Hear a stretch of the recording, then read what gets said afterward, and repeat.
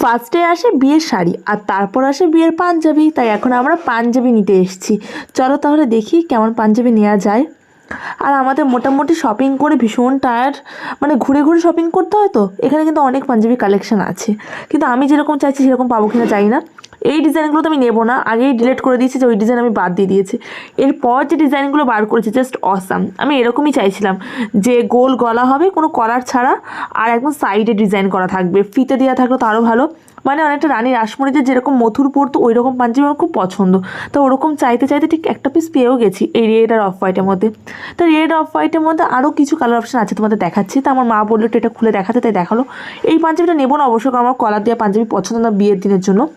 তো এই রেড হোয়াইটেরই আর একটা কালার অপশন হচ্ছে এই মেরুন দিয়ে আর গোল্ডেন দিয়ে। তবে এই গোল্ডেন কালারের পাঞ্জাবি প্রচুর বিয়েতে সবাই পরে, বর মানেই গোল্ডেন পাঞ্জাবি, তাই আমি একটুখানি ডিফারেন্ট কিছু ট্রাই করতেই পছন্দ করি।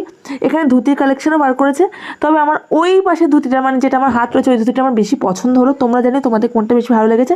আর চ্যানেলটাকে সাবস্ক্রাইব করে পাশে থেকো। চলো bye, tata, love you all, good night.